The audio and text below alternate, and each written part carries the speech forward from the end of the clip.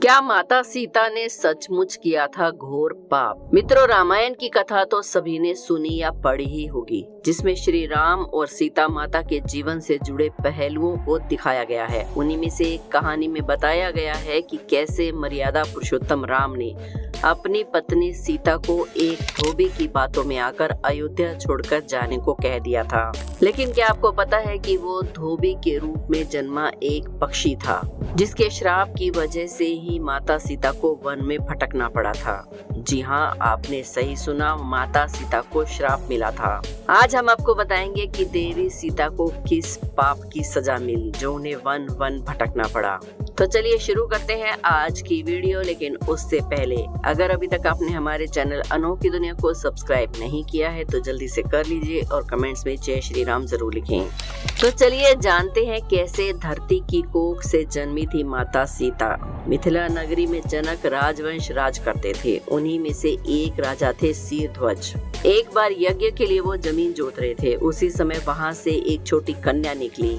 इस सुंदर कन्या को देखकर राजा बहुत खुश हो गए। उन्होंने इस कन्या को अपनी पुत्री बना लिया। उसका नाम रखा सीता। एक दिन सीता अपनी सहेलियों के साथ बगीचे में खेल रही थी। वहाँ उन्हें एक तोते का जोड़ा दिखाई दिया जो कि बहुत ही खूबसूरत था। दोनों पक्षी एक पर्वत की चोटी पर बैठकर बातें कर रहे थे। तोता बोला, पृथ्वी पर श्री राम से विख्यात नाम के एक बड़े ही सुंदर राजा होंगे। उनकी महारानी का नाम होगा सीता। धन्य है वो जानकी देवी और धन्य है श्री राम।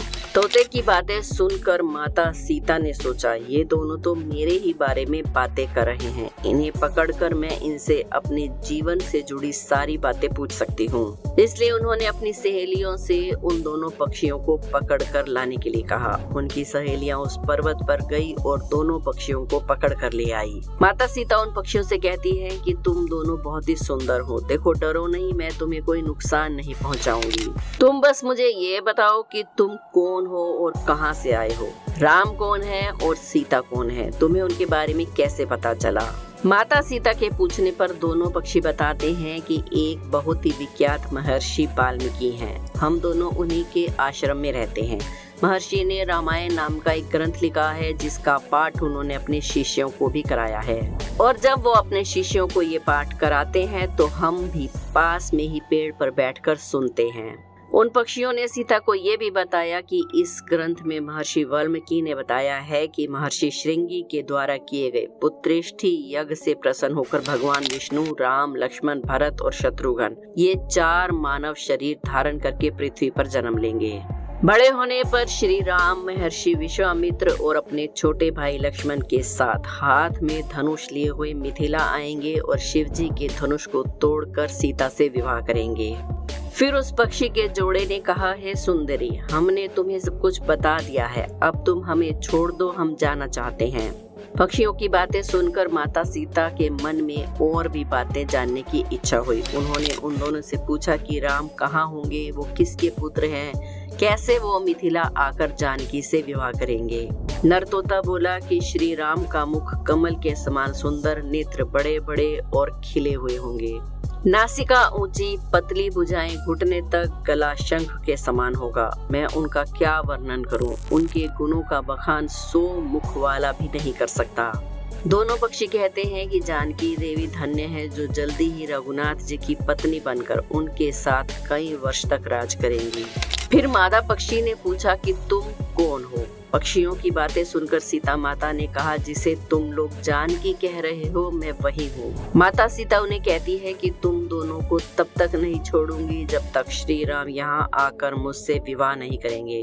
तब तक तुम दोनों मेरे घर में आराम से रह सकते हो। ये सुनकर मादा तोता जानकी से कहती है कि हम वन के पक्षी हैं, हमें घर में सुख नहीं मिलता। मैं गर्भवती हूँ, मुझे जाने दो, मैं अपने स्थान पर जाकर ही अपने बच्चों को पैदा करूंगी। आप चाहें तो उसके बाद मैं फिर से यहाँ आ जाऊंगी। उसके कहने पर भी सीता माता ने उसे नहीं छोड़ा। तब उसके पति यानी कि नर तोते ने कहा, सीता मेरी पत्नी को छोड़ दो, वो गर्भवती है। जब ये बच्चों को जन्म दे देगी तब मैं उसे लेकर तुम्हारे पास आ जाऊंगा। तब माता सीता ने कहा, तुम आराम से जा सकते हो, लेकिन ये मुझे बहुत पसंद है, तुम घबराओ नहीं, मैं इसकी अच्छे से देखभाल करूंगी। सीता जी ने मादा तोते को छोड़ने से मना कर दिया तो वो पक्षी दुखी हो गया। तोता दोबारा सीता जी से निवेदन करता है कि अपनी पत्नी के बिना मैं जिंदा नहीं रह सकता, इसीलिए इसे छोड़ दो। सीता माता तुम बहुत अच्छी हो, मेरी प्रार्थना मान लो। इस तरह उसने बहुत समझाया, लेकिन सीता जी ने उसकी पत्नी को नहीं छोड़ा। तब मादा तोता ने क्रोध में सीता जी को श्राप दिया, अरे जिस प्रकार तुम मुझे इस समय अपने पति से अलग कर रही हो, वैसे ही तुझे भी स्वयं गर्भवती की अवस्था में श्री राम से अलग होना पड़ेगा। कुछ दिन बाद पति से बिछड़ने के दुख में मादा पक्षी के प्राण निकल गए। पत्नी की मौत से नर पक्षी बहुत दुखी हो गया। वो भी सीता जी से बोला कि मैं मनुष्यों से भरी श्री राम की नगरी अयोध्या में जन्म लूंगा, मेरे ही कारण तुम्हें पति के वियोग का दुख उठाना पड़ेगा। ये कहकर वो वहाँ से उड़ जाता है। कुछ साल के बाद उसका जन्म अयोध्या में धोबी के घर हुआ। उस धोबी के कारण ही सीता जी का अपमान हुआ। उन्हें अपने पति श्री राम से अलग होना पड़ा। उस तोते का श्राप ही सीता जी के पति श्री राम से बिछड़ने का कारण बना। इसलिए जब माता सीता गर्भवती थी तो उन्हें भी पति से दूर वन में रहना पड़ा था। आपने अक्सर लोगों को कहते सुना होगा कि हमें हमारे कर्मों का फल यही मिलता है इसी दुनिया में। इस कहानी से ये बात सिद्ध हो जाती है कि कर्म के फल से कोई नहीं बच सकता, फिर चाहे वो भगवान राम हो या माता सीता, सभी को अपने कर्मों का फल भोगना पड़ता है। जिस धोबी ने माता सीता की निंदा करके उन्हें वन भेजा था, उसे भी अंत में उसका फल भोगना पड़ा था।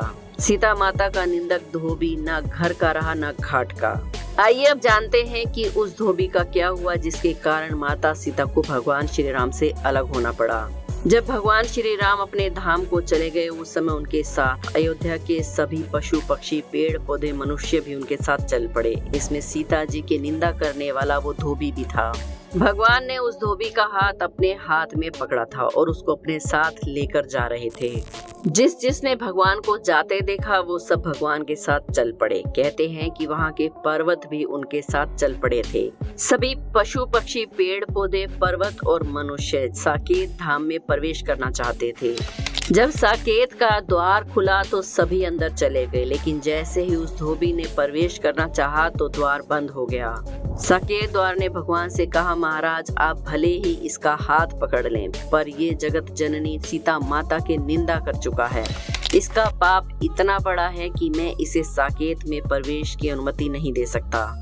जिस समय सभी के साथ भगवान साकेत की ओर जा रहे थे, उस समय सभी देवी देवता भी आकाश मार्ग से ये देख रहे थे कि आखिर माता सीता की निंदा करने वाले धोबी को भगवान कहाँ स्थान दिलाते हैं। भगवान ने द्वार बंद होते ही इधर उधर देखा तो ब्रह्मा जी ने सोचा कि कहीं भगवान इस पापी को मेरे ब्रह्मलोक में ही ना भेज दें। ब्रह्मा जी चिंतित हो गए, हाथ हिला हिला कर कहने लगे, प्रभु इस पापी को मेरे ब्रह्मलोक में कोई स्थान नहीं मिलेगा। इंद्र ने सोचा कि प्रभु कहीं इसे मेरे इंद्रलोक ना भेज दें। उन्होंने भी प्रभु को विनती की, प्रभु इस पापी के लिए इंद्रलोक में भी कोई जगह नहीं है, आप ऐसा आदेश करके मुझे धर्म संकट में ना डालें। अब ध्रुव जी को चिंता हुई कि आखिर में प्रभु इस पापी को ध्रुव लोक में ना भेज दें। इसका इतना बड़ा पाप है कि इसके पाप के बोझ से देवलोक नीचे गिर जाएगा।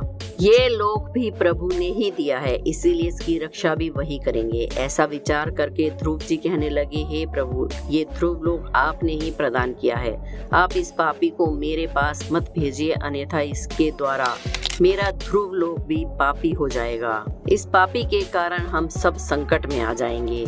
10 लोकों के 10 दिक्पाल भी चिंता में थे, जिनके अलग अलग लोक बने हुए थे। उन सभी देवताओं ने विनय पूर्वक प्रभु से गुहार लगाई कि इस दुष्ट पापी को हमारे लोक में मत भेजना।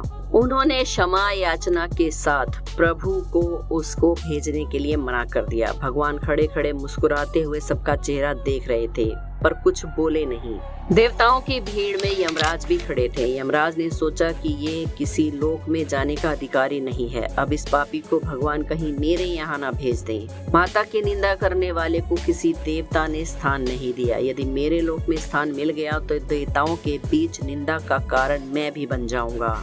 इसे यमपुरी में नहीं रखा जा सकता। यमराज भी घबराकर उतावली वाणी में बोले, महाराज स्वामी आपने जिसका हाथ थाम रखा है वो इतना बड़ा पापी है कि उसके लिए मेरी यमपुरी में भी कोई जगह नहीं है।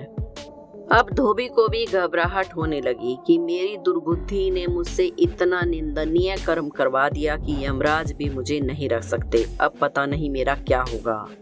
प्रभु श्री राम ने धोबी की घबराहट देखकर उससे कहा, तुम घबराओ मत, मैं अभी तुम्हारे लिए एक नए साकेत का निर्माण करता हूँ। तब भगवान ने उस धोबी के लिए अलग साकेत धाम बनाया। सिए निंदक अग ओख नसाए, लोक बिशोक बनाई बसाए। ऐसा अनुभव होता है कि आज भी वह धोबी अकेला ही उस साकेत में पड़ा है, जहाँ कोई भी देवी देवताओं का वास नहीं है। ना ही तो वो किसी को देख सकता है और ना ही उसको कोई देख सकता है। इस तरह धोबी न घर का रहा न घाट का। तो दोस्तों, ये तो रही माता सीता की बात। वैसे हमें भी अपनी आम जिंदगी में कभी दुर्बुद्धि के कारण कभी भी किसी मनुष्य की निंदा नहीं करनी चाहिए। दूसरों की निंदा करने वाला समाज की नजरों में तो गिरता ही है और अपने मरणोपरांत उसे देवी देवता भी स्वीकार नहीं करते। उम्मीद करते हैं आज की वीडियो पसंद आई होगी। पसंद आई हो तो एक लाइक जरूर करें। हमारे चैनल अनोखी दुनिया को सब्सक्राइब करके बेल आइकन को जरूर प्रेस कर लें। कमेंट में जय श्री राम जरूर लिखें। कल फिर मिलेंगे एक और वीडियो में। जय श्री राम।